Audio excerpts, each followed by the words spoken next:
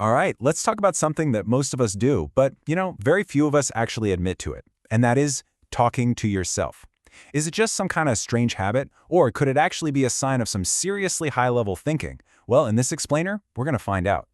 So, be honest here. Have you ever been alone, trying to figure something out, maybe organize your day, or just work through a feeling, and you suddenly realize you're narrating the whole thing out loud?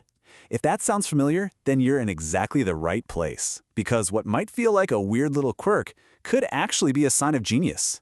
I mean, look at this. There's a huge disconnect, right? On one hand, society often paints this picture of self-talk as being unstable or weak or just plain strange. But then you look at what psychology knows, and it tells a totally different story. It's actually linked to high mental strength, advanced cognition, and even genius-level traits. So what in the world explains this gap? Well, the secret to understanding all of this isn't about losing your mind. It's about gaining way more control over it. And it all comes down to this incredibly powerful psychological concept known as metacognition, which is, literally, the ability to think about your own thinking. To put it simply, metacognition is like being able to step outside of yourself and just observe your own thought processes from a distance. And when you talk to yourself, you're not just showing you have this trait, you're actively using it. It is a crystal clear indicator that your mind is operating on a much higher cognitive level. So let's get right into the evidence, shall we? We're going to break down 4 powerful signs of high metacognition that actually show up as self-talk. And as we go, see how many of these you recognize in yourself. Okay, first up, problem solving. We all face complicated challenges, right? But it's how we tackle them that can reveal a ton about our cognitive abilities. And for people with high metacognition, talking out loud is a key part of that process. Think about it. For most people, thoughts just bounce around in their heads like this, chaotic storm. But when you speak your thoughts out loud, you're doing something psychologists call verbal processing. It's almost like you have a personal assistant built right into your brain. You're forcing all that chaos to line up into clear, organized, logical instructions. And that lets you connect the dots and solve problems so much faster. And this is the real takeaway for problem solving. You're not just talking. You're not just passively thinking. You are actively, externally editing your reality by giving it structure with your voice. It's like you're editing your own thought process in real time. Now, this ability to organize our thoughts isn't just for, logical problems.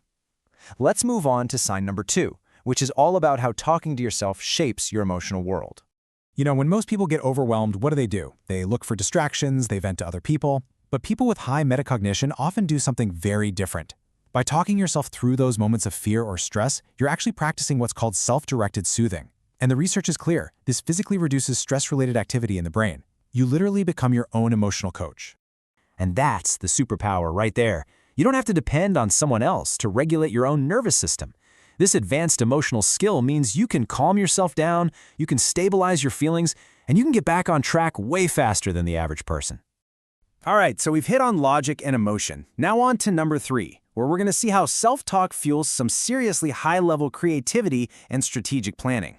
Have you ever found yourself picturing a future plan in your mind's eye while at the same time you're narrating the steps out loud? Okay, first I'll do this, then that. If you do that, your brain is using a really sophisticated process called dual coding.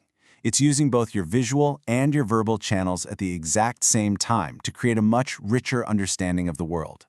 Just think about it for a second. You're not just seeing your plans, you're also hearing your thoughts about them. This creates this advanced cognitive synchronization, a synergy really, between sight and sound that gives you this huge advantage when it comes to complex, long-term planning. Now, planning is one thing, but actually executing those plans, that takes drive. And that brings us to our 4th and final sign, which is all about where our ambition and our motivation really come from. Ever give yourself a little pep talk, Come on, you can do this. Let's just finish this last part. That's not silly. That's you generating what's called intrinsic motivation.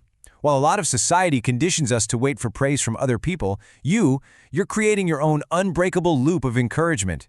You're pushing yourself forward without needing an audience at all. And honestly, this is so important. Your self-talk is direct proof that your drive comes from within. And psychologically speaking, that kind of internal fire, it's one of the single strongest predictors of long-term success, period. Okay, so what does all of this mean for you? What's the big takeaway here when you find yourself chatting with, yourself? The next time someone gives you a funny look, or maybe you even feel a little embarrassed yourself, just remember this.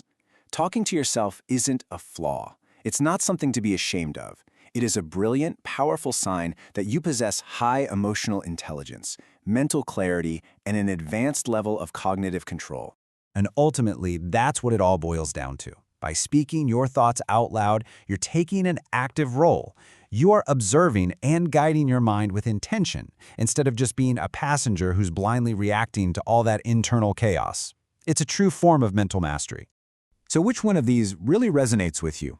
Is it the logical power of verbal processing, that calm of self-soothing, the creativity of dual coding, or that inner drive from intrinsic motivation? It's pretty fascinating to recognize these hidden strengths, isn't it? Thanks for joining us for this explainer.